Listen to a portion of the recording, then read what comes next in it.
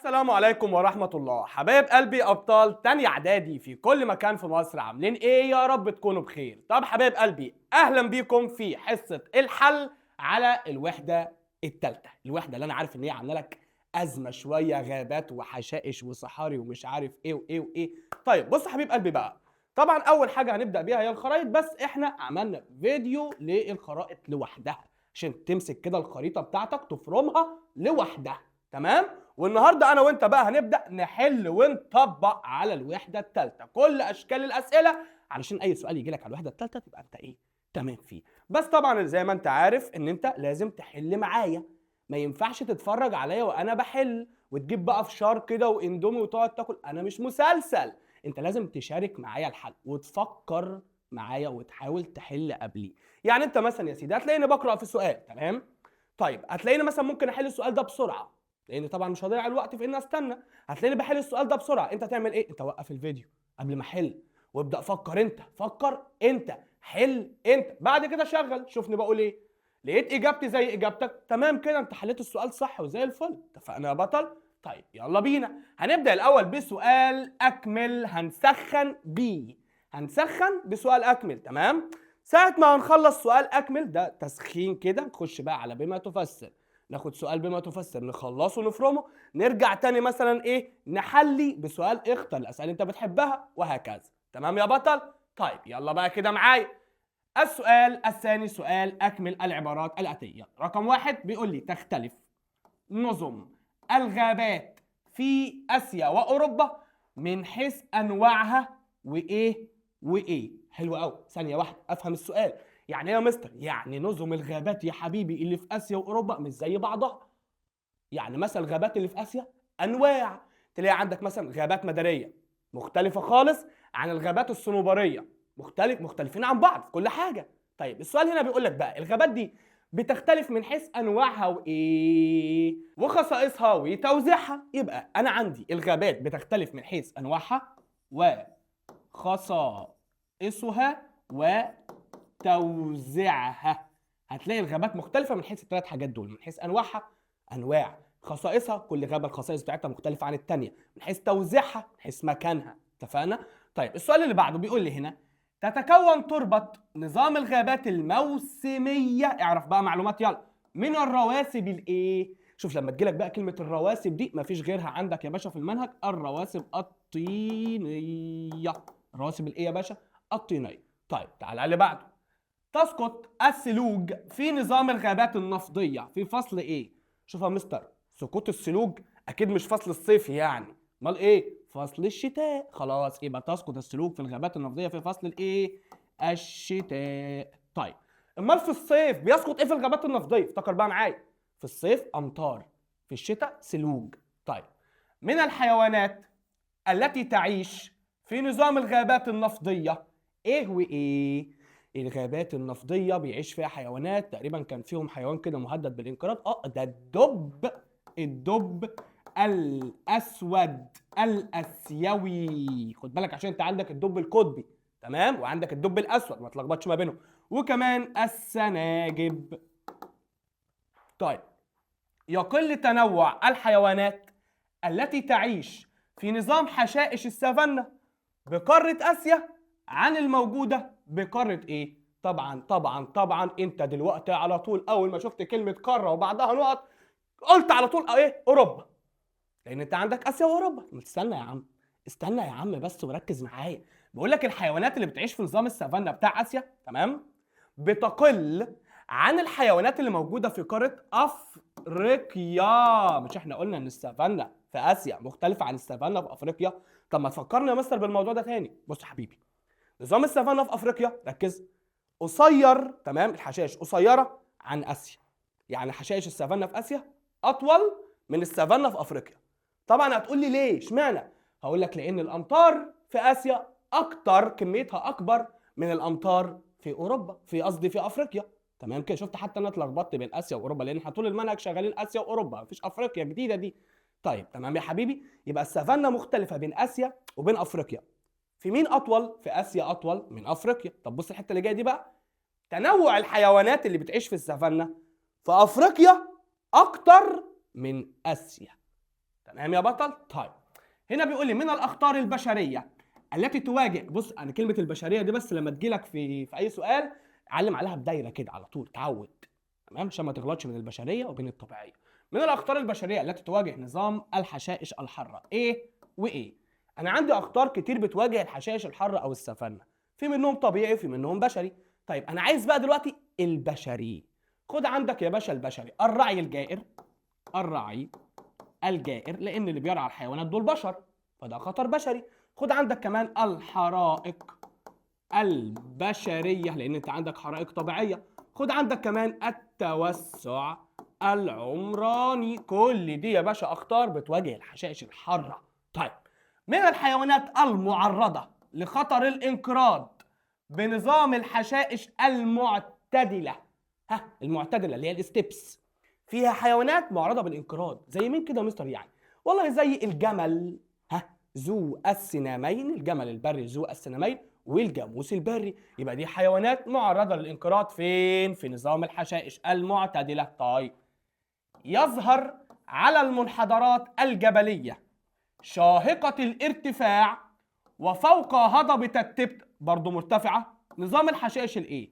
شوف يا مستر انت هنا بتقول لي شاهقه الارتفاع، وانا اصلا واد شاطر وعارف ان احنا كل ما بنطلع لفوق درجه الحراره بتقل، يعني فوق هيبقى منطقه بارده فاكيد هيبقى فيها حشائش بتنمو في المناطق البارده، والحشائش اللي بتنمو في المناطق البارده هي حشائش التندره لان هي حشائش البارده. صح، تفكير مظبوط كويس جدا. يبقى في المناطق الشاهقه الارتفاع وفوق هضبه التبت هنلاقي حشائش التندره. طيب هنا بيقول لي من النظم الصحراويه التي تختفي من قاره اوروبا نظام ايه؟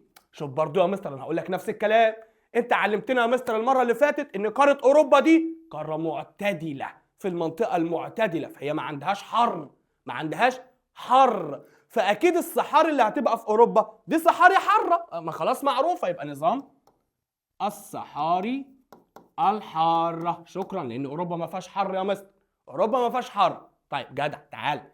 يقع نظام الصحاري الباردة في أقصى شمال قارتي آسيا وأوروبا بالقرب من إيه؟ ثانية واحدة يا مستر، هي دي صحاري إيه دي؟ دي صحاري باردة، أنا عارف إن هي موجودة في أقصى الشمال، مش في الشمال بس، ده في أقصى الشمال فوق فوق فوق خالص. حلو أوي. بالقرب من إيه؟ هو إيه اللي في أقصى الشمال فوق خالص؟ بعد ما أطلع فوق خالص كده هلاقي إيه؟ القطب الشمالي؟ يبقى بالقرب من القطب الشمالي. طيب تعالى يا سيدي. تنقسم النظم البيئية المائية إلى إيه وإيه؟ يعني أنت عايز تقول لي يعني المية بنقسمها لإيه وإيه؟ سهلة، مية عذبة ومية مالحة. يبقى النظم البيئية المائية تنقسم إلى نظم المياه العذبة ونظم المياه المالحة. شكرا. تعالى. أولى قارات العالم من حيث مساحة الأراضي الرطبة العذبة هي، يا عم من غير ما تكمل بقى، هي آسيا دايما الأولى في كل شيء، يبقى خلاص يا سيدي هي قارة آسيا. شكرا. تحدث الانهيارات الجليدية بوضوح في قارة أوروبا في مناطق جبال إيه؟ يا سلام يا سلام على الذكاء والفقه، هحله برضه. يعني أنت عايز تقول لي الانهيارات الجليدية بتحدث في أوروبا في مناطق جبال إيه؟ أكيد جبال مرتفعة جدا في أوروبا. جبال مرتفعة جدا في أوروبا هي يبقى جبال الألب، هي الجبال المرتفعة في أوروبا جبال الألب. طيب حلو كده، احنا حلينا سؤال أكمل، فتعالى يلا بينا بقى نشغل دماغنا بشوية فوازير من سؤال بما تفسر. وأول حاجة هنعملها هو إن احنا نكتب جنب بما تفسر كلمة ليه. تمام زي ما احنا متعودين. يلا شوية فوازير بقى، اتعامل مع السؤال على إنه فزورة مش سؤال، فزورة وأنت المفروض تحلها، ولو حلتها تبقى شاطر، لو ما حلتهاش يبقى انت ما فكرتش اكتر، ما شغلتش دماغك اكتر، ما ذاكرتش اكتر. طيب هنا بيقول لي مثلا بما تفسر اختلاف انواع نظم الغابات في قارتي اسيا واوروبا. سهله، ده اول سؤال حلناه في اكل يا مستر. اختلاف انواع الغابات ده حيث تختلف من حيث انواعها وخصائصها وتوزيعها. انت رايح تعمل كده بجد؟ هو انت رايح تعمل كده بجد؟ يبقى انت ما كتبتش كلمه ليه. طيب عيد السؤال تاني كده ومعاه كلمة ليه. اختلاف أنواع نظم الغابات في قارتي آسيا وأوروبا ليه؟ ليه بتختلف؟ ليه بتختلف؟ مش بتختلف من حيث إيه؟ ليه بتختلف؟ طيب والله يا مستر هي بتختلف بسبب 3 حاجات. بسبب الموقع الجغرافي لكل غابه، تمام، بسبب المناخ في كل غابه، تمام، بسبب عوامل طبيعيه اخرى، شويه عوامل طبيعيه تانية كده، تربه وحاجات من دي بتخلي برضو الغابه تختلف من مكان لمكان في اسيا وفي اوروبا. اتفقنا يا بطل؟ يبقى اللي بيخلي الغابات تختلف، عد معايا 3 حاجات، ايه هما؟ اول حاجه الموقع الجغرافي لكل غابه، تاني حاجه المناخ لكل منطقه، تمام، حلو قوي. رقم 3 عوامل طبيعيه اخرى. طيب هنا بيقول لي يا سيدي بما تفسر يلعب نظام الغابات المداريه، احنا هنا بنتكلم على الغابات المداريه اللي هي الغابات المداريه المطيره، دورا مهما في تنظيم المناخ. مستر هو ايه علاقه الغابه بالمناخ؟ مش انت قلت لنا ان المناخ اللي هو الجو؟ ايه علاقه الغابه بالجو او بالمناخ؟ مالها بتنظم المناخ ازاي؟ شوف يا حبيب قلبي، الغابه المداريه دي عباره عن ايه؟ عباره عن اشجار كتير جدا يا مستر، كثيفه متشابكه. ماشي، شكرا يا سيدي. الغابه بقى او الاشجار اللي فيها دي بتعمل ايه؟ افتكر كده من خصائصها، تقوم بامتصاص ايه؟ بامتصاص غاز ثاني اكسيد الكربون، تقوم بامتصاص غاز ثاني اكسيد الكربون. طيب حلو قوي.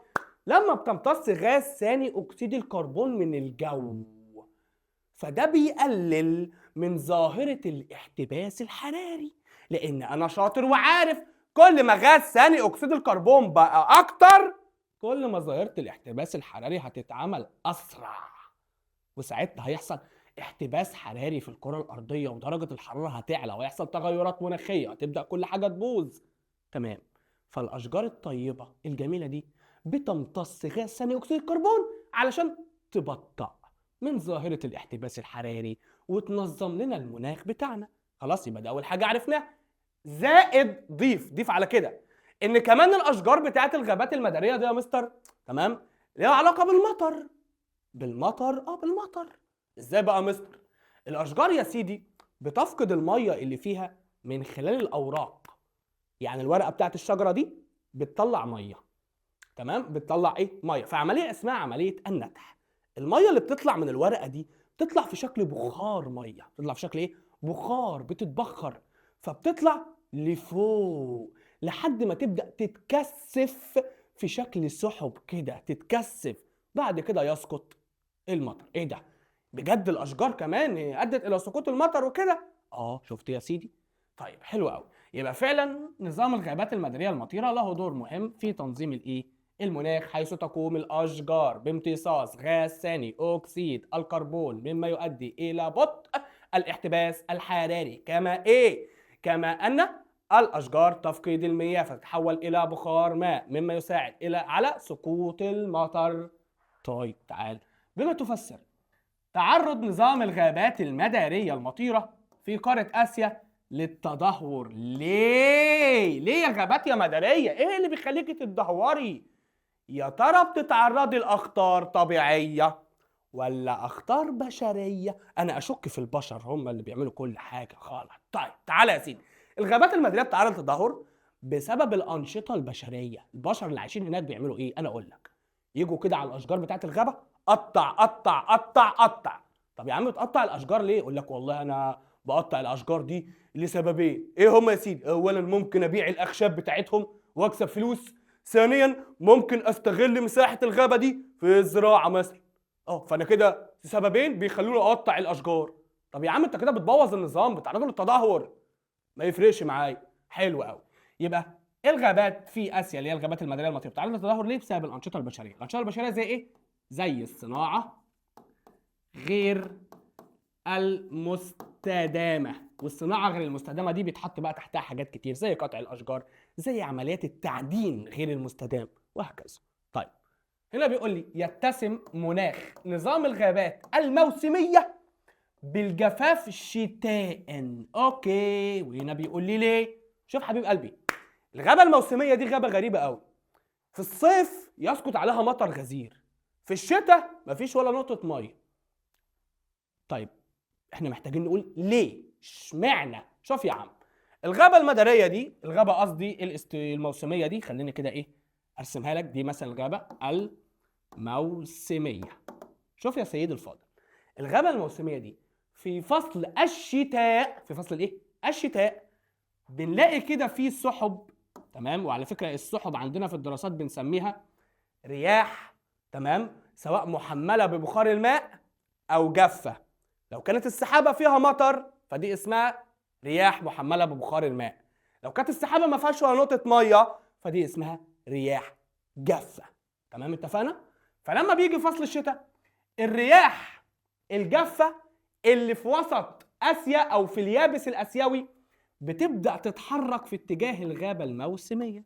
تبدا تتحرك في اتجاه الايه؟ الغابه الموسميه. فاول ما بتوصل كده عند الغابه الموسميه، طبعا بما انها رياح جافه ما فيهاش ولا نقطه ميه، فعشان كده ما بينزلش مطر. ما بينزلش مطر. اتفقنا يا بطل الابطال؟ يبقى هنا الغابه الموسميه ليه بتكون جافه شتاء؟ اقول له بسبب الرياح الموسميه الجافه التي تاتي من اليابس الاسيوي. تاتي من اليابس الايه؟ الاسيوي. طيب بص بقى السؤال اللي بعده. سقوط الامطار الغزيره صيفا بنظام الغابات الموسميه. ليه في الصيف في مطر غزير يا مستر؟ شايف الرسمه دي؟ تعال نشقلبها. احنا اتفقنا ان المنطقه دي فيها اليابس الاسيوي، اما بقى المنطقه دي سعادتك فيها المحيط الهندي. كلام جميل. لما بيجي فصل الصيف بيبقى فيه رياح محمله ببخار الماء جايه من المحيط الهندي وماشيه باتجاه الغابه الايه؟ الموسميه. تقوم الرياح المحمله ببخار الماء دي تنتشر فوق الغابه الموسميه وتبدا المطر ايه؟ يسقط. يبدا المطر ايه؟ يسقط يسقط يسقط يسقط. علشان كده الغابه الموسميه فيها مطر في الصيف، ما فيهاش في الشتاء. طب فيها في الصيف ليه؟ يلا قول معايا. بسبب الرياح الموسميه المحمله ببخار الماء التي تاتي من المحيط الايه؟ الهندي. يبقى الرياح اللي جايه من المحيط الهندي مليانه ميه. الرياح اللي جايه من اليابس الاسيوي ما فيهاش ميه. عشان كده في جفاف في الشتاء، في مطر غزير في الصيف، في الغابه الايه؟ الموسميه. طيب هنا بيقول لي بما تفسر لاشجار نظام الغابات الموسميه اهميه اقتصاديه. دلوقتي انا عايز اعرف ليه. بس قبل ما اعرف ليه، عايز اعرف ايه هي اصلا اشجار الغابات الموسميه. يعني زي ايه يعني؟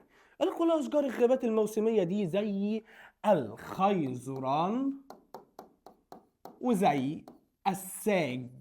حلو حلو حلو، عرفت الاشجار. طب ثانيه واحده يا مستر، الاشجار دي ناشفه كده وشديده ولا لينه؟ لا يا حبيبي، الخشب بتاعها صلب. خلاص يا مستر، يبقى تستخدم في صناعه السفن. تستخدم في صناعه الايه؟ في صناعه السفن. يبقى انا هقول له حيث تستخدم اشجار الخيزران والساج في صناعه السفن بسبب صلابه اخشابها. يبقى اذا فعلا اشجار الغابات الموسميه ليها اهميه اقتصاديه، نصنع منها سفن ونكسب فلوس. طيب تعالى يا سيدي الفاضل، يعرف نظام الغابات النفضيه بهذا الاسم ليه؟ ليه الغابات النفضيه بيقولوا عليها غابات نفضيه؟ عشان بتنفض للمحاضرات وبتراكم دروس فوق بعضها زي حضرتك كده، ولا علشان بتنفض اوراقها في فصل الشتاء والخريف؟ اكيد التانية يعني مش الاولى، عشان ما ندخلش الدنيا في بعضها. شوف يا عم، اشجار الغابات النفضيه لما بيجي فصل الخريف او فصل الشتاء الورق اللي عليها بيبدا يقع. الورق اللي عليها بيبدا ايه؟ بيبدا يقع. كأن الاشجار نفضت اوراقها في الفصلين دول، فعشان كده اتسمت بالغابات الايه؟ النفضيه، لانها تنفض اوراقها في فصلي الشتاء والخريف. اوكي، اللي بعده. بما تفسر زياده خصوبه التربه بنظام الغابات النفضيه. ليه يا مستر التربه هناك خصبه قوي ليه؟ شوف يا حبيبي، والله المستر كان فهمنا حوار التربه دي في الحلقات اللي فاتت، وقال لي بص، كل ما التربه يبقى فيها مواد عضويه كتير، تمام، كل ما التربه تبقى غنيه بالمواد العضويه والمواد الغذائيه والمعادن وكده والحاجات دي، فالتربه بتبقى خصبه. طب التربه بتجيب المواد العضويه والحاجات دي منين؟ بتجيبها من الجثث. جثث بقى، حيوانات، اسماك، حشرات، مش عارف ايه، ورق، تمام، ورق اشجار او اي جثث بتحلل كده في التربه، فبتدي للتربه عناصر غذائيه ومواد عضويه. طيب اتفقنا، كلام جميل قوي. وعلشان الجثث والحاجات دي تتحلل والتربه تستفاد منها، لازم يكون في درجه حراره مرتفعه، ما ينفعش تكون درجه حراره منخفضه. طيب كلام جميل، نرجع بقى لسؤالنا. ايه اللي خلى التربه في نظام الغابات النفضيه تبقى اكثر خصوبه؟ هقول له حاجتين. اول حاجه لانها تتكون من الرواسب الطينيه، وانا عارف ان الرواسب الطينيه دي دايما بتكون خصبه يا مستر. شكرا يا سيدي. تاني حاجه بقى ايه؟ تاني حاجه هقول له تساعد حراره الصيف، حراره الصيف على تحلل الاوراق والمواد العضويه مما يزيد من خصوبه التربه. حراره الصيف تخلي الورق اللي واقع والمواد العضويه تتحلل بسرعه فالتربه تبقى خصبه اكتر واسرع. اتفقنا؟ طيب هنا بيقول لي يا سيدي الاشجار الزان في نظام الغابات النفطيه اهميه اقتصاديه. مستر اشجار الزان دي في غابات النفطيه؟ طب هي ليها اهميه اقتصاديه؟ ايوه. اوعى تقول لي عشان بتستخدم في صناعه السفن. لا، السفن بقى اتكلمنا عنها بقى، الخيزران والايه والساج. لكن هنا اشجار الزان، شوف يا حبيب قلبي دايما كده لو انت رايح تشتري مثلا سرير او دولاب او اي حاجه يقول لك والله الخشب ده خشب زان، يعني ده خشب اصلي. طب يا عم يعني ايه؟ برضو ما فهمتش حاجه. يعني يا حبيب قلبي اخشاب الزان دي بتستخدم في صناعه الاساس. تمام؟ الاساس بالسه تستخدم في صناعه الاساس. الاساس اللي هو بقى ايه؟ مكتب، كوميدينو، دولاب، سرير، الحاجات دي اسمها الاساس. خلاص؟ يبقى اشجار الزان تستخدم في صناعه الاساس. طيب بما تفسر تناقص اعداد الحيوانات في نظام الغابات النفطيه. والله يا مستر الغابات النفطيه دي فيها حيوانات كتير، فايه اللي خلى عدد الحيوانات يقل من الغابه النفطيه يا مستر؟ ديناصور ده ولا ايه؟ ما علينا. ايه اللي خلى اعداد الحيوانات دي تقل؟ شوف يا حبيبي، اعداد الحيوانات انها تقل في عند سببين: يا اما بقى في مرض انتشر في الحيوانات فبيقتل فيها، يا اما في صياد بيصطاد الحيوانات دي فبيقتلها، اللي هو الصيد الجائر. والسبب التاني هو اللي صح، الحيوانات بتنقص في الغابات النفطيه بسبب الصيد الجائر. تعالى بقى اما اخطف لك سؤال كده، تعالى خد تعالى خد تعالى. ايه هي الحيوانات بقى اللي معرضه للانقراض في الغابات النفطيه؟ افتكر كده معايا. ايوه، الدب الاسود الاسيوي. شاطر شاطر شاطر. طيب تعالى هنا، بما تفسر ازاله مساحات كبيره من الغابات النفطيه بقارتي اسيا واوروبا. مستر احنا ليه بنشيل مساحات كبيره من الغابات النفطيه؟ بنشيلها يعني ايه؟ يعني بنقطع الاشجار بتاعتها ونفضي المساحات دي. ليه بنعمل كده في الغابه؟ ليه بنفضي المساحات دي؟ اكيد احنا عايزين نستخدمها في حاجه تانية. هنستخدمها في ايه يا مستر غير في الزراعه؟ شاطر جدع، ايوه كده، فكر شغل دماغك معايا. يبقى احنا بنشيل مساحات كبيره من الغابات النفطيه ليه؟ لتحل محلها الزراعه. زراعه ايه بقى؟ زراعه التفاح، زراعه الكتان. زراعه التفاح، زراعه الايه؟ الكتان. طيب هنا بيقول لي بما تفسر عدم تراكم السلوج على اشجار الغابات الصنوبريه. قلت له يعني ايه الاول كده؟ عايز افهم السؤال. قال لي يعني يا مستر الغابات الصنوبريه دي بيسقط فيها سلوج زي ما انت عارف. قلت له ماشي يا سيدي. قال لي السلوج بقى اللي بتسقط دي يا مستر مش بتتراكم على الاشجار، بتقع على الارض. يعني ده حاجه غريبه. تخيل شجره واقفه مثلا كده فتلج بيقع عليها، التلج ده مش بيتراكم عليها ليه؟ بيتزحلق ليه يا مستر؟ قلت له جدع، تعالى بقى ما افهمك الحته دي. في الغابات الصنوبريه اولا الاشجار هناك ذات الشكل المخروطي. الشكل المخروطي يعني عامله ازاي؟ عامله كده زي شجره الكريسماس، ذات الشكل المخروطي. طيب حلو قوي. زائد ان الاوراق بتاعتها مش اوراق عريضه، امال ايه يا مستر؟ اوراق مدببه. اوراق ايه؟ مدببه، عامله كده، مش عريضه كده، لا عامله كده. تمام، حلو قوي يا مستر. زائد ان هي كمان مغطاه بطبقه شمعيه، متغطيه بالشمع. اوبا، انا كده فهمت وتخيلتها ان كده السلوك وهي نازله من السماء على شجره عامله كده، فالسلوك بتتزحلق وبتنزل على الارض. ده غير كمان ان الاوراق بتاعتها ما بتشيلش سلوك لانها اوراق مدببه. ده غير ان هي متغطيه بطبقه شمعيه فبتخليها تتزحلق. يبقى انا هقول له هنا في الاجابه يا حبيبي السلوك ما مش بتتراكم على الغابات الصنوبريه ليه؟ بسبب ان الاشجار ذات الشكل المخروطي، الاوراق مدببه مغطاه بطبقه شمعيه. طيب كلام جميل. بما تفسر انخفاض خصوبه التربه في نظام الغابات الصنوبريه. ليه يا مستر بقى تربه الغابه الصنوبريه دي تربه مش خصبه؟ مش خصبه، مش خصبه. ليه بقى؟ قال لك يا سيدي شوف معايا كده وركز معايا. مش انا من شويه قلت لك التربه عشان تبقى خصبه لازم بيبقى فيها مواد عضويه كتير، والمواد العضويه دي بتيجي من الجزر، ولازم الجزر دي تتحلل علشان التربه تستفاد منها. مش احنا قلنا الكلام ده؟ طيب عشان الحاجات دي تتحلل وتفيد التربه محتاجه درجه حراره ايه؟ عاليه. طب هي الغابات الصنوبريه اللي موجوده في الشمال فوق دي عندها درجه حراره عاليه؟ لا يا مستر ما عندهاش درجه حراره عاليه. جدع.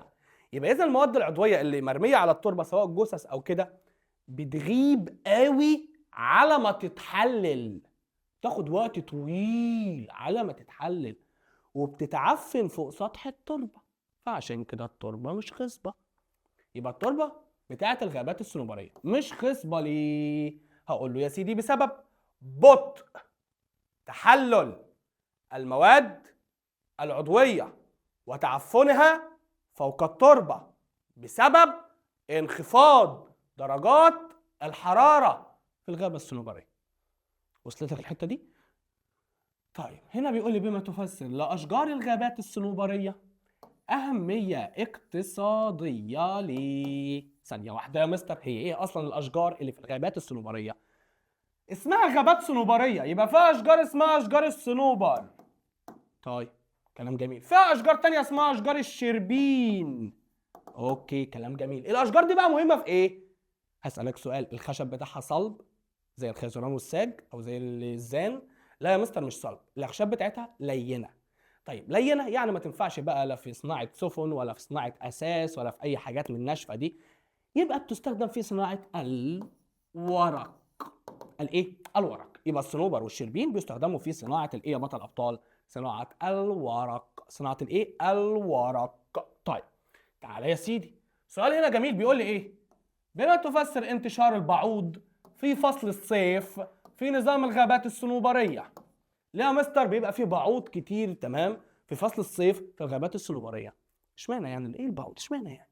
شوف يا سيدي الفاضل، الغابه الصنوبريه دي في الشتاء متغطيه بالسلوج من كل مكان، لونها ابيض متغطيه بالسلوج. يجي فصل الصيف، ركز معايا، تبدا الحراره ترتفع حاجه بسيطه، مش ترتفع اللي هي تبقى الجو حر، مفيش حر اتفقنا، الحراره ترتفع حاجه بسيطه قوي. فلما بترتفع درجه الحراره حاجه بسيطه في فصل الصيف تمام، بتبدا السلوك دي تذوب. تمام، ذوبان الجليد، يبدا الجليد ده يدوب كده. طيب الجليد لما بيدوب بيكون لي مستنقعات مليانه ميه. مستنقعات فيها ايه؟ فيها ميه. خلاص تلج وساح وعمل مستنقع فيه ميه. المستنقع ده بقى يا سيدي او التلج اللي ساح ده بقى يا سيدي كان فيه مواد عضويه متعفنه جت في المستنقع، فالمستنقع بقى فيه جثث على حاجات مش عارف ايه على ايه على ايه على ايه. فتلاقي ايه اللي بيحب الحاجات دي وبيحب يتلم عليها؟ البعوض. فاول ما يتكون المستنقع في فصل الصيف ينتشر حواليه البعوض. فالسؤال لما يجي يقول لك ليه البعوض منتشر قوي في فصل الصيف في الغابات الصنوبريه، هتقول له بسبب ذوبان الجليد الذي ينتج عنه ايه؟ مستنقعات، او بسبب المستنقعات التي تنتج عن ذوبان الجليد. تمام يا بطل؟ طيب بما تفسر اشجار السافانا او حشائش السافانا بقاره اسيا اكثر طولا وكثافه عن الموجوده بقاره افريقيا؟ شوف يا مستر، انا عندي قاعده وقانون لموضوع اكثر طولا واكثر قصرا والكلام العبيط ده. طيب ايه القاعده والقانون يا سيدي؟ القاعده والقانون ان النبات عشان يطول يكبر محتاج يشرب ويتغذى. محتاج يشرب وايه؟ ويتغذى. فلو انا عندي امطار غزيره يبقى النباتات هتبقى طويله كبيره كثيفه. لو انا عندي امطار قليله النباتات هتبقى قليله وقصيره. لو انا عندي يا مستر ندره في المطر هيبقى في نباتات شوكيه قصيره وهكذا. كل ما زاد المطر زاد طول النباتات، كل ما قل المطر قل طول النباتات.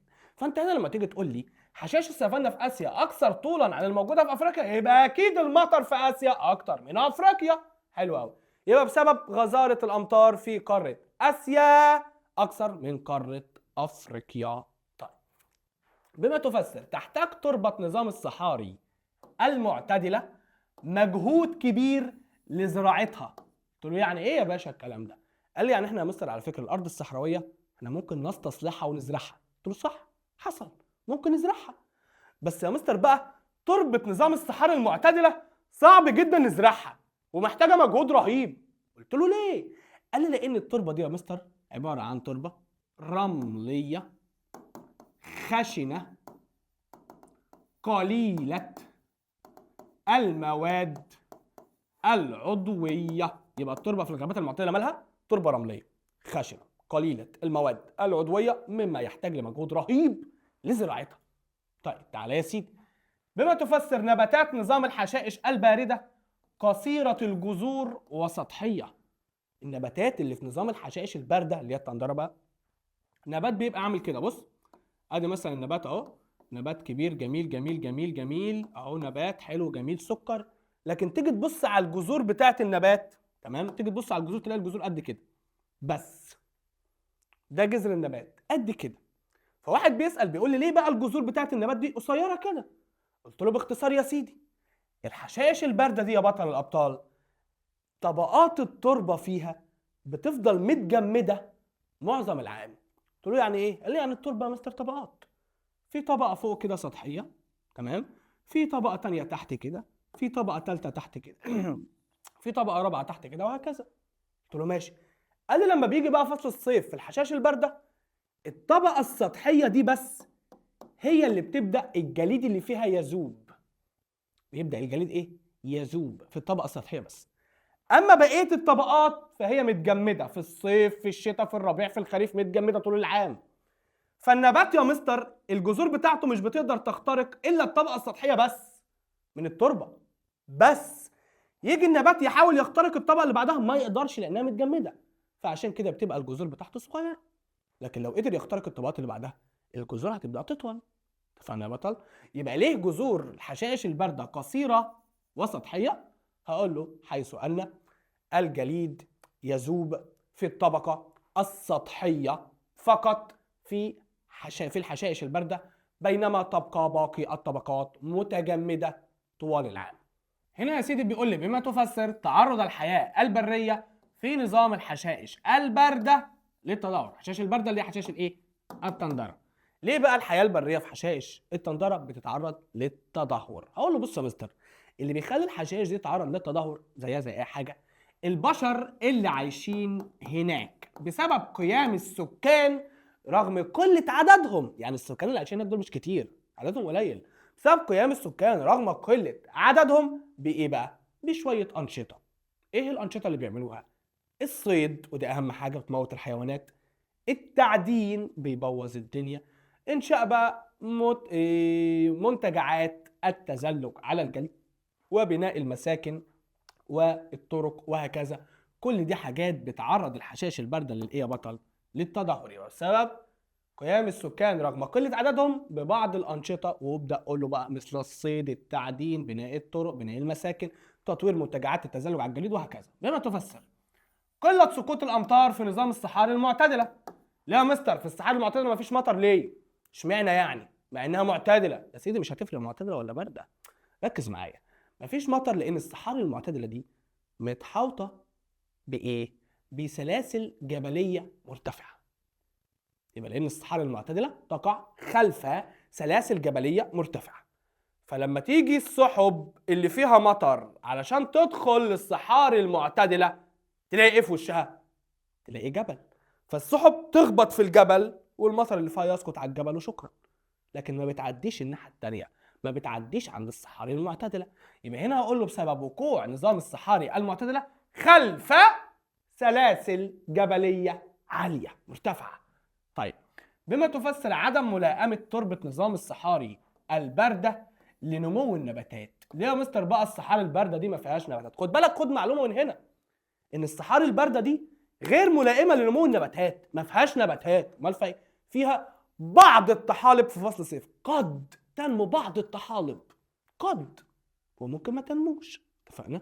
طيب ليه بقى الصحاري البارده مش مناسبه لنمو النباتات؟ ما انت قلت يا مستر بارده، اكيد التربه متجمده. يبقى بسبب قسوه المناخ وانخفاض درجه الحراره وتجمد التربه معظم العام او كل العام، يعني طول العام.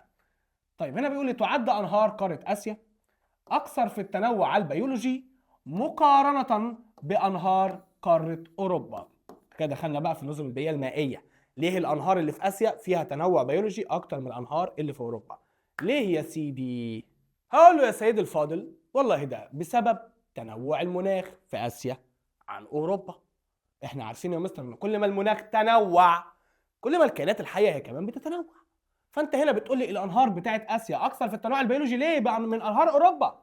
هقول له بسبب تنوع المناخ في اسيا. طيب وحاجه كمان، واتساع مساحات الايه؟ اتساع المساحات الدافئة او المياه الدافئة في اسيا عن اوروبا.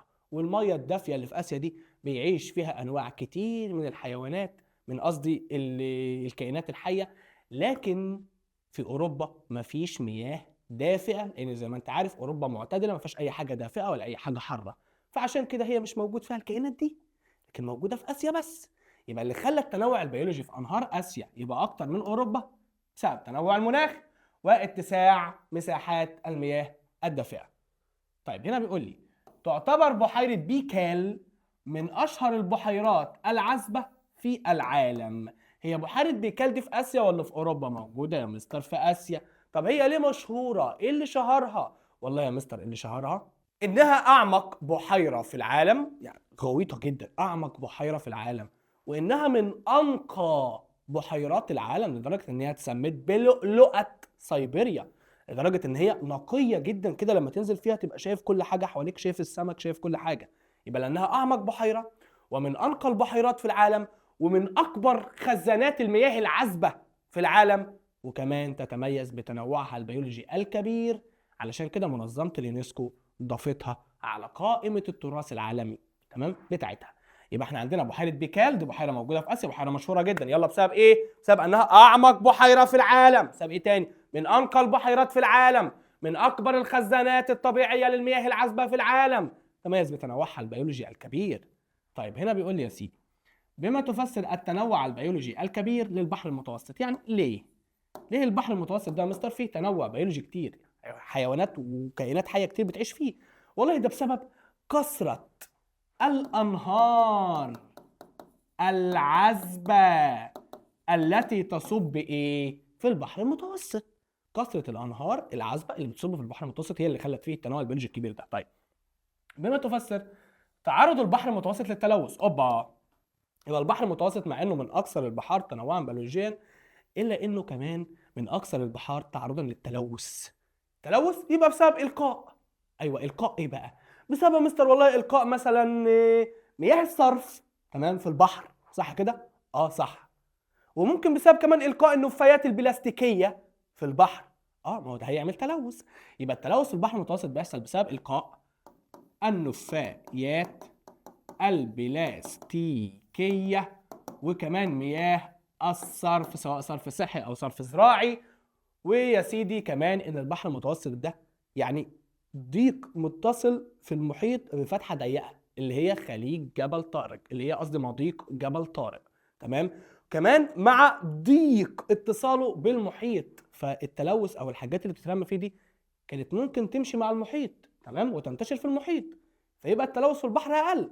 لكن لا، هو كمان متصل بالمحيط بفتحه ضيقه، فعشان كده التلوث والحاجات ده تفضل فيه.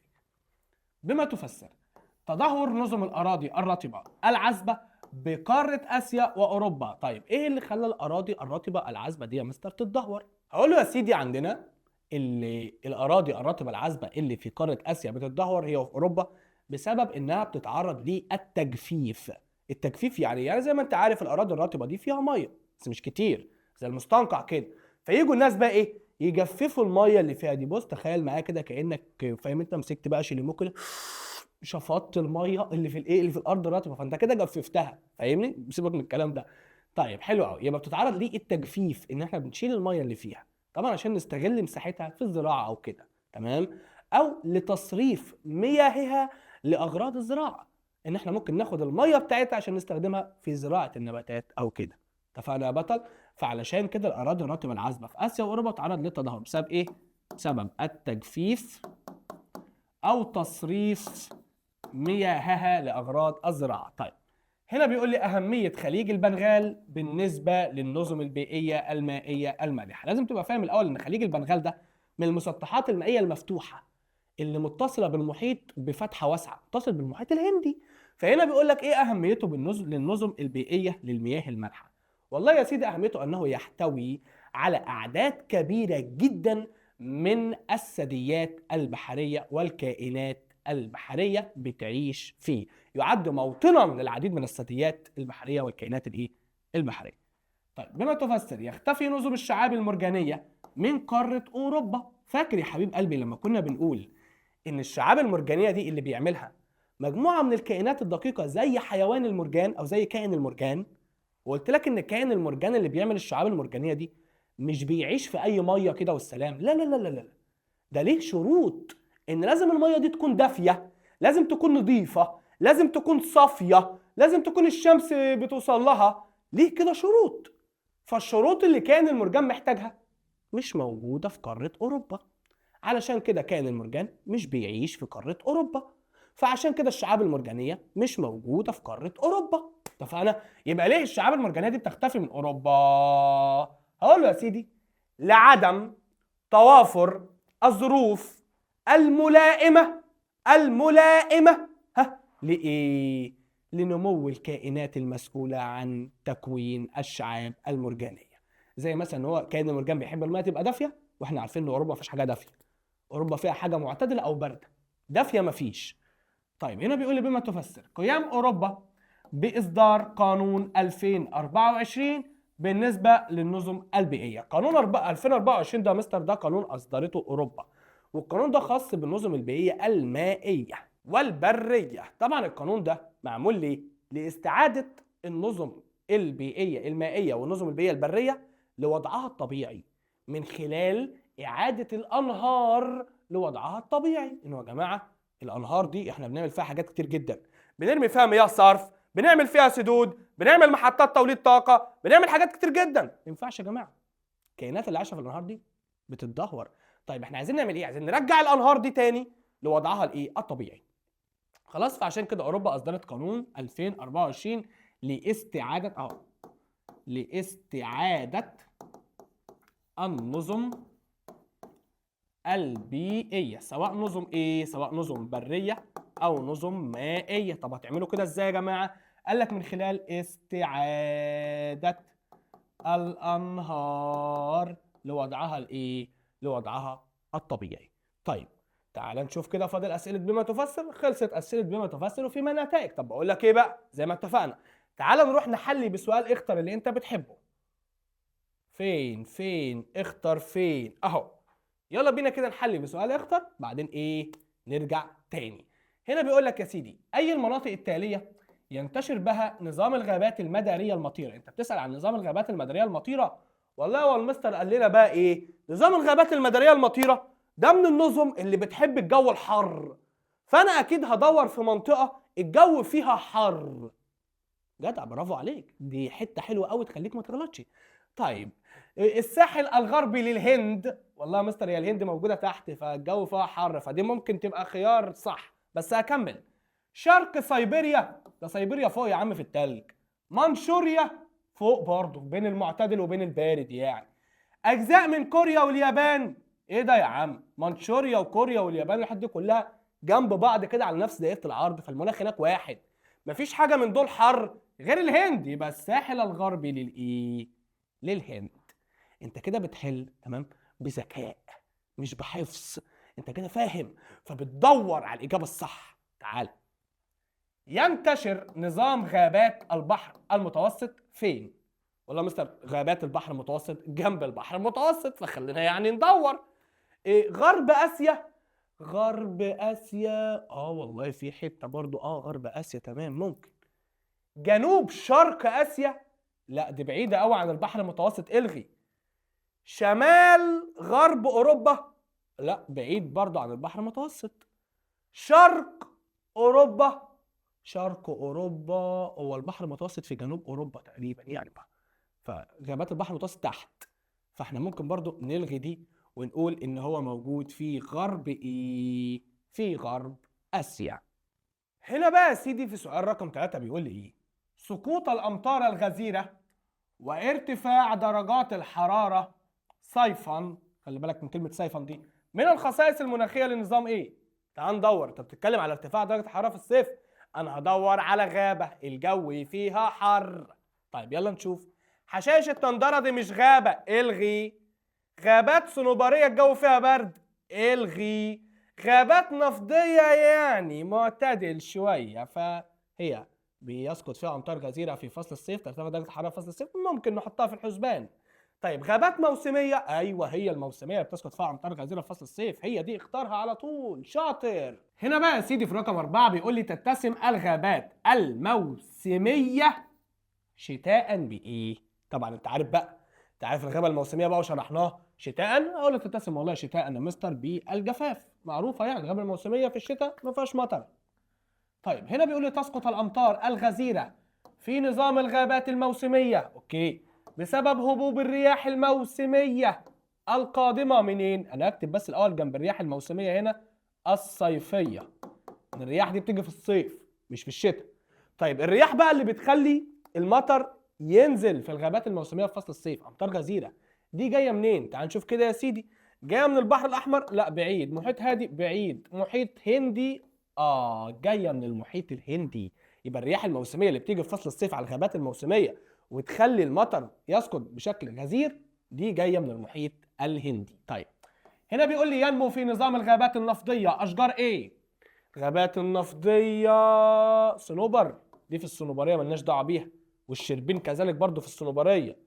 الساج؟ لا الساج ده كان في الغابات الموسميه، لا ملناش دعوه بيه. امال ايه في الغابات النفضيه؟ الزان اللي بيستخدم في صناعه الاساس. طيب يتميز نظام الغابات الممتد بين دائرتي عرض 50 و70 شمالا في اقصى شرق سيبيريا بايه؟ غابات ممتده بين دائره عرض 50 و70، انا ما اعرفهاش دي، مش عارفها، اعمل ايه؟ مش عارفها، ما حفظتش ارقام انا. طيب هنجيبها ما تقلقش. شمالا فوق خالص، ماشي اهو في اقصى شرق سيبيريا، والله المستر كان قال لنا ان سيبيريا ده اصلا في المنطقه البارده فوق، صح كده؟ صح. هو هنا تقريبا بيتكلم على غابه بارده، مش غابه معتدله ولا غابه حر، لا هو بيتكلم على غابه بارده. فالغابات البارده اللي عندنا مثلا زي الغابه الصنوبريه، تمام، دي اللي برد، حلو كده، الباقي يا اما معتدل يا اما حر. طيب الغابه بقى الصنوبريه، ها ايه؟ تعال بقى نشوف حاجه هنا كده شبه الغابه الصنوبريه، تعال نشوف. سقوط الامطار شتاء في الغابه الصنوبريه، ممكن، مش عارفين لسه. ارتفاع درجه الحراره لا الغي دي الغي دي الغي دي، حلو قوي، لغينا واحده الحمد لله. اعتدال درجات الحراره شتاء، الغي الغي الغي الغي، عارفين ان الغابه دي برد. سقوط الامطار صيفا، سقوط الامطار صيفا ولا سقوط الامطار شتاء؟ هي دي النقطه اللي هتحيرنا. هقول والله بما ان الغابه دي بارده فاكيد المطر فيها بيسقط في الصيف وفي الشتاء بيسقط ثلوج، ما هو اكيد بقى، ما هي غابه بارده. يبقى انا هنا بقى يا سيدي هختار سقوط الامطار صيفا، اما في الشتاء هيسقط ثلوج. طيب تعالى هنا. ايا من الاشجار التاليه تسقط اوراقها في فصل الشتاء نتيجه الجفاف؟ حلو حلو حلو، نتيجه الجفاف، تمام، نتيجه الايه؟ الجفاف، جفاف وفي الشتاء، ده ايه الغابه اللي فيها جفاف في الشتاء؟ الغابه الموسميه، يبقى انا هنا اختار شجره من اشجار الغابه الموسميه. طب ما خلينا نشوف كده. صنوبر وشربين؟ لا دول صنوبريه. اشجار الساج دي في الغابه الايه؟ الموسميه، يبقى انا اختار اشجار الايه؟ الساج. طيب تعال نخش على اللي بعده. هنا بيقول لي يعيش حيوان الدب القطبي في نظام ايه؟ الدب القطبي اللي هو بتاع البرد ده، الدب القطبي بتاع البرد، الدب القطبي بتاع البرد يبقى بيعيش في الغابات الصنوبريه. تمام. تعال. يوجد بجزر اندونيسيا نظام ايه؟ استنى يا مستر، بس جزر اندونيسيا دي اللي هي تحت خالص عند دائره الاستواء، يعني في المنطقه الحاره، اختار يلا حاجه حاره. غابه مداريه مطريه، ممكن. بحر متوسط؟ لا. صنوبريه؟ لا. نفضيه معتدله؟ لا. يبقى انا هختار الغابات المداريه المطيره. بمجرد انك بس تفهم فين المناطق الحر، فين المناطق المعتدله، فين المناطق البرد، والله هتحل اي سؤال يا ابني، هتحل اي سؤال من الاسئله اللي زي دي كده. اعرف بس الاماكن، ودي انا شرحتها في حصه الخريطه، ارجع شوفها. يتشابه نظام الغابات الموسميه مع نظام الغابات الصنوبريه في ايه؟ هما الاثنين شكل بعض في ايه؟ استنى بس، موسميه وصنوبريه في ايه؟ تعال نشوف كده. سقوط الامطار صيفا، انا لسه من شويه قايل ان الغابه الصنوبريه بيسقط فيها الامطار صيفا، ماشي، والغابه الموسميه بيسقط فيها الامطار صيفا، تمام، فانا ممكن اختار دي، بس انا هكمل. اعتدال درجات الحراره شتاء، انت ايه يا عم؟ صنوبريه مستحيل تعتدل فيها درجات الحراره. ارتفاع مستحيل يا عم. سقوط الامطار شتاء مفيش يا عم. بس خلاص يبقى انا هختار سقوط الامطار صيفا. طيب تعالى، ايا من الاشجار التاليه ذات شكل مخروطي واوراقها مدببه مغطاه بطبقه شمعيه علشان التلج ما يتراكمش عليها، عامله كده مخروطي. الغابه المخروطيه او الغابه الصنوبريه. طب الصنوبريه فيها اشجار ايه؟ الشربين. الله ينور عليك، الصنوبر والشربين. طيب، تمثل التربه الرماديه اللون قليله السمك منخفضه الخصوبه احد خصائص نظام ايه؟ تربه رماديه اللون قليله السمك منخفضه الخصوبه. تعال نشوف كده يا سيدي الفاضل. حشائش التندرة ممكن، مش عارف. غابات مدارية مطيرة ما اعتقدش، لا لا لا. غابات نفضية، غابات نفضية دي كانت تربتها خصبة يا عم. لا انت رايح فين؟ ارجع.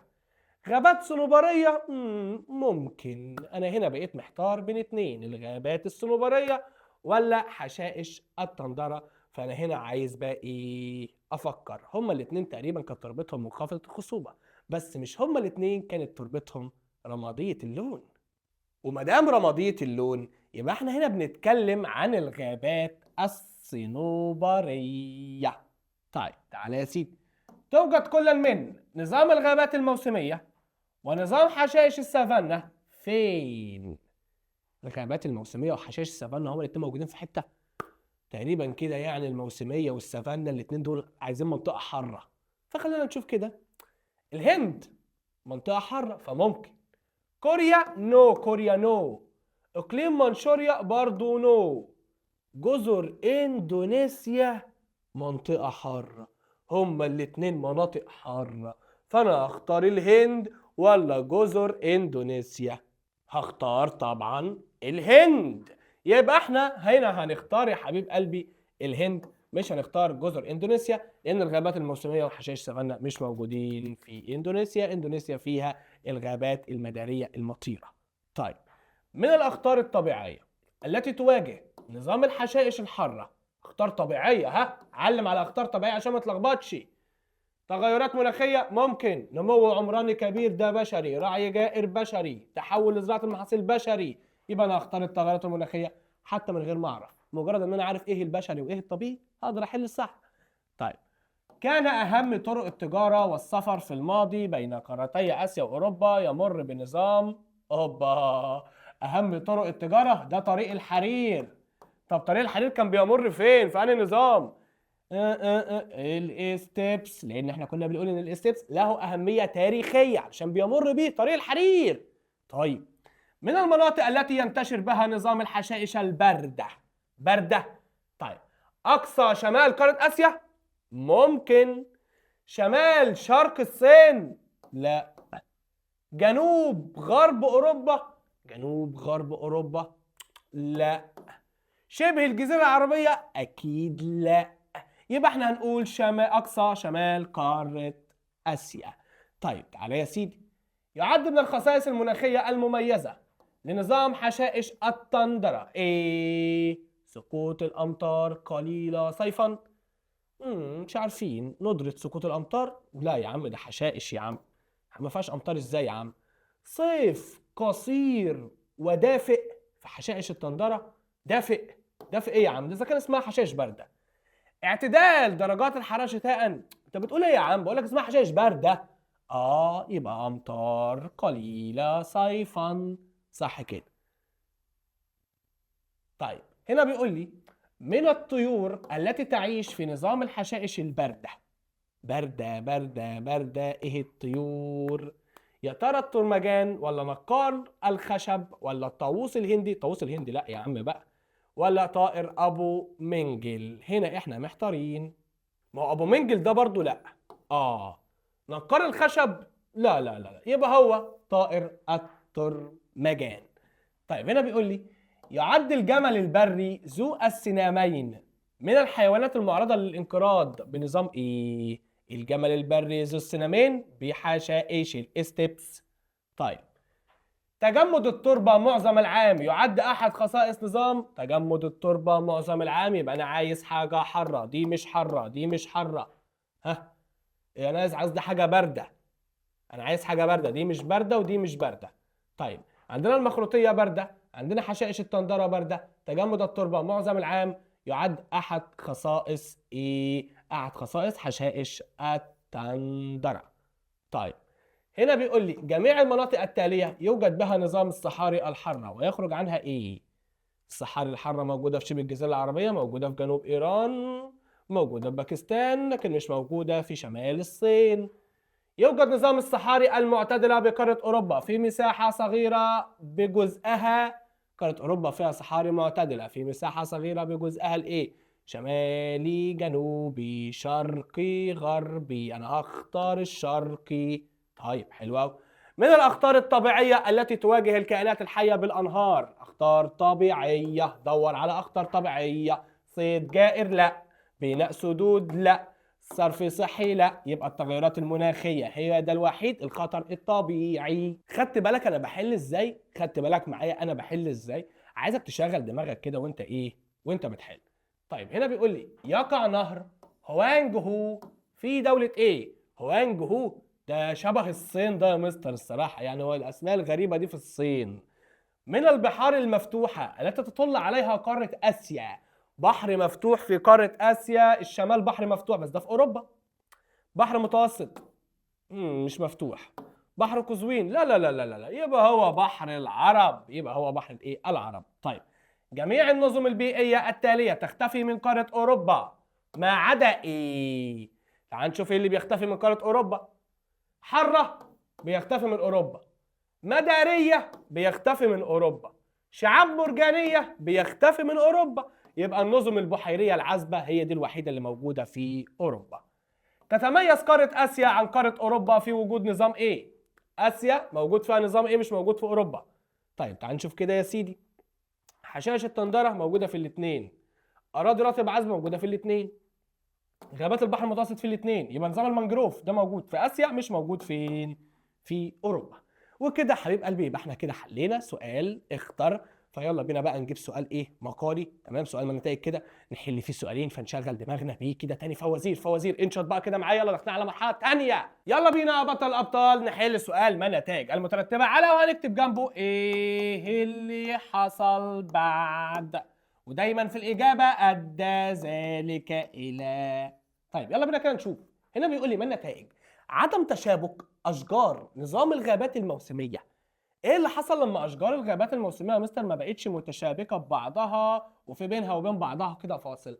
هقول له ده ادى الى ايه؟ وصول ضوء الشمس الى ارض الغابه. الاشجار مش متشابكه، مش متشابكه، تمام؟ لا دي بعيد كده عن بعض. فعشان كده ضوء الشمس بقى بيوصل لايه؟ لارض الغابه. يبقى اقول له ادى ذلك الى وصول ضوء الشمس، كمل انت بقى، الى ارض الايه؟ الى ارض الغابه. طيب ما النتائج؟ هبوب الرياح الموسميه الصيفيه على نظام الغابات الموسميه. مستر الغابات الموسميه دي بيجي لها رياح موسميه صيفيه. طب ما انا عارف، ايوه ايه بقى اللي حصل بعد ما جالها الرياح الموسميه الصيفيه؟ الرياح دي كانت بتيجي من المحيط الهندي يعني محمله ببخار الماء يبقى ادى ذلك الى سقوط امطار غزيره في فصل الصيف على الغابات الموسميه. يبقى ادى ذلك الى سقوط الامطار الغزيره صيفا. ما نتائج تعرض نظام الغابات الصنوبريه الى العواصف؟ هي نظام الصنوبريه بيتعرض لعواصف؟ طب العواصف دي بتعمل ايه؟ العواصف دي يا حبيبي بتؤدي الى اقتلاع الاشجار وتكسيرها. اقتلاع الاشجار وايه؟ وتكسيرها، تمام؟ بتدمر النظم دي. فاقول له والله ادى ذلك الى اقتلاع الاشجار وتكسيرها مثل ما حدث في دولتي الصين والسويد. ما النتائج؟ سقوط الامطار بكميات كبيره على نظام حشائش السافانا باسيا عن نظيره في افريقيا. يعني ايه؟ يعني ايه اللي حصل لما الامطار بقت بتسقط على السافانا اللي في اسيا اكتر من السافانا اللي في افريقيا؟ وادى ذلك الى ان اصبحت السافانا الاسيويه اكثر طولا وكثافه من السافانا الايه؟ الافريقيه. طيب ما النتائج؟ تجمد الطبقه السفليه بتربة نظام الحشائش البارده. لما الطبقه السفليه من التربه في الحشائش البارده بقت متجمده ومفيش حاجه بتفك غير الطبقه السطحيه بس، ده هيؤدي الى ايه؟ هيؤدي الى ان النباتات اللي بتنمو هناك هتكون جذورها قصيره وسطحيه. يبقى اقول له ادى ذلك الى ان اصبحت نباتات حشائش التندر او الحشائش البارده جذورها قصيره وسطحيه، لانها لا تستطيع ان تخترق باقي طبقات التربه المتجمده. طيب ما نتائج قيام الانسان بالانشطه الاقتصاديه في الحشائش البارده؟ الانشطه الاقتصاديه اللي بيعملها الانسان في الحشائش البارده ادت الى ايه؟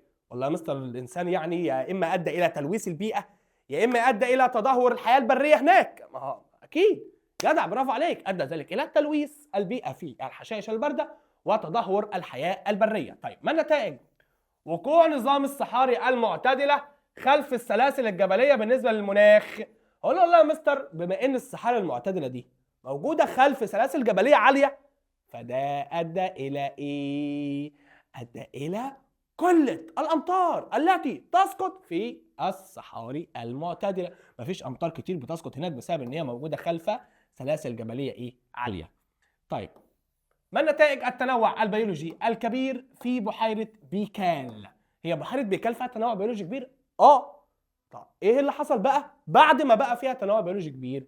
هقول له ادى ذلك الى ان اصبحت ضمن قائمه التراث العالمي او اتخذتها اليونسكو ضمن قائمه التراث العالمي. طيب ما نتائج تعرض نظام الاراضي الرطبه العذبه في قارتي اسيا واوروبا للتدهور؟ ايه اللي حصل يا مستر لما نظام الاراضي الرطبه العذبه بيتدهور؟ قلنا يا مستر نظام الاراضي الرطبه العذبه ده عامل زي القنبله كده، لو تدهور هيبوظ الدنيا. سيؤدي ذلك الى ايه؟ سيؤدي ذلك الى اطلاق كميات كبيره من الغازات المسببه للاحتباس الحراري، وده طبعا بيبوظ المناخ.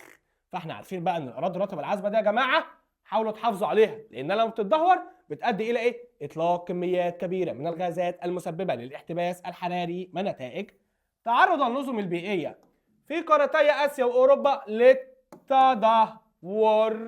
النظم البيئيه في اسيا واوروبا يا مستر بتتعرض للتدهور؟ طيب ده يعني بيؤدي الى ايه؟ ده يا سيدي بيؤدي الى زياده الازمات. ازمات ايه يا مستر؟ ازمات مناخيه، ازمات صحيه، ازمات غذائيه، وده كله بيهدد مستقبل الاجيال القادمه. يبقى يا مستر احنا كده عارفين النظم البيئيه دي ما ينفعش يا مستر تتدهور، لان لو اتدهورت هتزيد الازمات. ازمات ايه يا سيدي؟ مناخيه، صحيه، ايه كمان يا ولاد؟ مناخيه، صحيه، ايوه، وايه كمان بقى بعد كده غير المناخيه والصحيه؟ وغذائيه، وده بيهدد الاجيال القادمه. ما نتائج حدوث الاعاصير بالنسبه للنظم البيئيه المائيه جنوب وجنوب شرق وشرق قاره اسيا؟ يعني ما النتائج؟ ايه اللي بيحصل لما بتحصل الاعاصير؟ او الاعاصير دي بتعمل ايه؟ طبعا انت هتقول مثلا الاعاصير دي تقوم بتدمير النظم البيئيه، صح كده؟ واقتلاع الاشجار وتكسيرها وتدمير التربه ومش عارف ايه. طبعا انت هتقول كل الحاجات دي، بس انت ما خدتش بالك ان هو هنا بيقول لك بالنسبه للنظم البيئيه المائيه. مفاجاه بقى، دي مفاجاه، بيقول لك المائيه، هو ما قالكش النظم البيئيه المائيه والبريه، هو بيحدد لك، هو بيقول لك المائيه. طيب يبقى انا عندي هنا الاعاصير دي يا مستر بتاثر على النظم المائيه، وخاصه نظام المانجروف، وخاصه قصدي نظام الشعاب المرجانيه، سوري، نظام الشعاب المرجانيه. يبقى انا هنا هقول له يا مستر والله تؤدي الاعاصير الى تدمير البنيه الطبيعيه للشعاب المرجانيه. اهو دي حاجه تخص النظم البيئيه ايه؟ المائيه. طيب ما نتائج حدوث الانهيارات الجليديه في قارتي اسيا واوروبا؟ الانهيارات الجليديه بقى بتؤدي الى دفن مساحات كبيره من النظم الايه؟ من النظم البيئيه، بتؤدي الى تدمير البنيه التحتيه للمدن وهكذا. طيب كويس جدا، وبكده حبيب قلبي نبقى خلصنا محاضرة الحل أو ورشة الحل على الوحدة الثالثة. يا رب تكون استفدت من ورشة الحل واستفدت من حصة الشرح على الوحدة الثالثة، ولميت الوحدة كده معانا بالخرائط بكل حاجة. فكده حبيب قلبي استعد بقى إيه للوحدة الرابعة والأخيرة. بعد كده بقى نبقى إن شاء الله نعمل لك بقى إيه؟ فيديو ليلة الامتحان، علشان نبقى احنا كده عملنا معاك كل اللي يخليك تدخل الامتحان إن شاء الله وتجيب أعلى الدرجات وتقفل. طيب حبيب قلبي اشوف وشك على خير في الحصة اللي جاية. جود باي.